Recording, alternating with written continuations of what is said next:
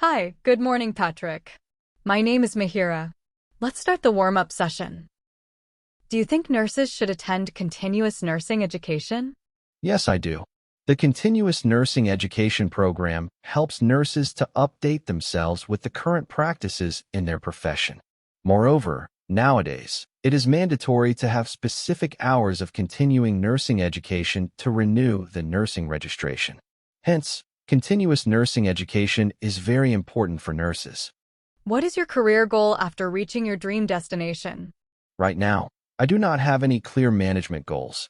I am very interested in learning about management and leadership and would be interested in any committees that I could participate in and learn. I have lots of ideas and would love to be in a brainstorming group, and I am very interested in the management dynamics of the organization. I feel that I need to join leadership groups to learn and meet new people. What are the pieces of advice for the upcoming nurses? As a nurse, I can give a bunch of advice to upcoming nurses. Firstly, I advise them to love their profession. If anyone loves their profession, they can carry out their responsibilities in an efficient manner without complaints. Apart from that, I advise them to be dedicated to their profession and maintain professional standards.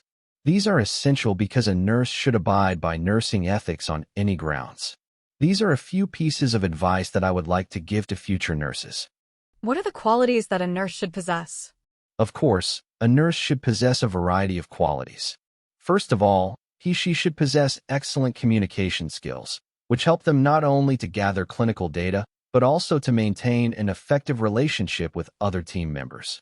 Secondly, problem-solving and critical thinking skills are essential for nurses to deal with emergencies and difficult situations. Other qualities such as punctuality, dedication, honesty, and competency are also pivotal for nurses. Describe your typical working day. My day starts with prayer. After completing my daily routines, I reach my workstation by 7:30. Before taking the handover, I complete my inventories and update the crash cart medication and dressing trolley.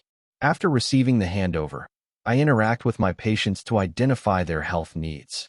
Based on my assessment plan, a nursing care plan, and provide quality care for my patients. Afterward, I assist the physician in his work and carry out necessary clinical orders. Meanwhile, I find some time to interact with my colleagues and maintain a good rapport with them. My duty ends by 3:30 after I give a handover to the next scheduled staff members.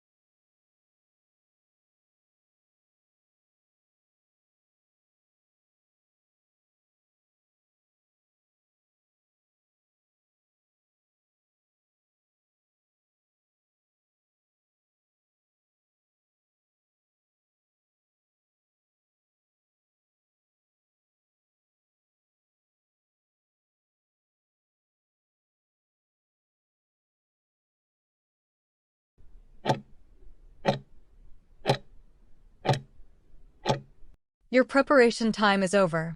You can now start your role play. Good morning, Mihiraa. My name is Dennis Herald, and I'm a nurse here. I am here for a pre-discharge discussion before you go home after your fractured arm.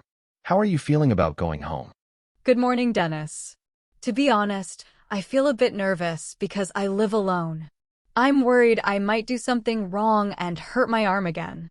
I also don't fully understand how the healing will happen or what I should and shouldn't do. I understand your worry, Mihiraa, and I'm glad you shared that with me. It's very normal to feel this way, and we will go through everything step by step so you feel ready. To begin with, let me reassure you about the healing process. Your fracture is a common one, and bones have a natural ability to repair themselves. Healing usually takes about 6 to 8 weeks. Rest is very important because it allows the bone to mend without extra stress. I'd like to ask you, what specific concerns or questions do you have about the healing at home? I'm mostly worried about whether the bone will heal straight and if I'll be able to use my arm normally again. Also, how will I know if something is going wrong? That's a very reasonable concern, Mihiraa, and I can explain. First, let's talk about the cast or splint. The cast keeps your arm completely still, which is necessary for the bone ends to stay aligned while they heal. If the bone shifts, healing can take longer or become uneven. Immobilization also reduces pain because there's less movement at the fracture site. For hygiene and personal care, you must keep the cast completely dry, so when you shower, wrap it tightly with a plastic bag and tape the opening. Never stick anything inside the cast to scratch an itch, because that can cause skin irritation or infection. Please check your fingers a couple of times a day for numbness, coolness, or color changes, and let us know right away if you notice those signs. How does that sound so far? That makes sense. I was worried about itching, but now I know not to put anything inside. What can I do for the pain when I go home? I'm glad you asked. Let me go over pain management options.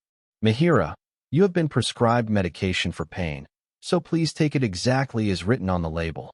You can also apply an ice pack near the cast, not directly on it, but over the cast or on the skin just above it, for about 15 to 20 minutes at a time. Elevating your arm on pillows when you sit or lie down helps reduce swelling and pain.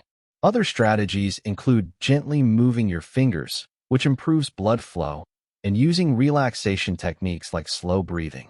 Distraction with TV or music can also take your mind off the discomfort. Would you like me to explain any of these again? No, that's clear. Thank you. About the sling they gave me, is it really necessary all the time? That's an important question. Let me explain why using a sling is very helpful. The sling reduces strain on your injured arm by supporting its weight, and that support helps the bone heal properly. Mihiraa, it also prevents accidental bumping when you walk past furniture or when someone near you moves suddenly. Wearing the sling improves your comfort because your arm isn't hanging loosely. I recommend wearing it most of the time for the first few weeks unless you are doing gentle finger exercises or resting with your arm elevated. Regarding returning to daily activities, you should do things gradually. For example, you can walk and eat with your other hand, but avoid heavy lifting, pushing, or pulling with the injured side. You can return to full use only after your doctor gives clearance at a follow-up. Should I come back again? Is that really needed? That's a practical concern. Let me stress the need for follow-up checkups. Mihiraa, these visits are essential to monitor your healing progress. Check the cast or splint fit, make adjustments if needed, and take x-rays to see if the bone is mending correctly. Your follow-up appointment is scheduled for 2 to 3 weeks from today. Please do not miss it, even if you feel better, because sometimes the cast may become too loose or too tight as swelling goes down. Do you have a way to remember the appointment date? Yes, I'll write it on my calendar. Can you quickly tell me everything again so I don't forget? Of course.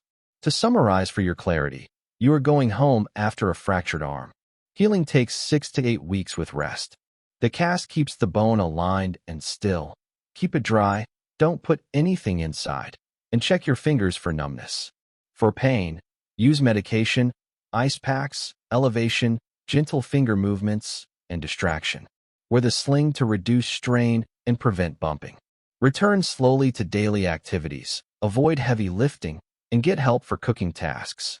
Finally, come back for your follow-up in 2 to 3 weeks for x-rays and cast checks. Do you feel clearer about going home now, Mihiraa? Yes, much better. Thank you, Dennis. You're very welcome, Mihiraa.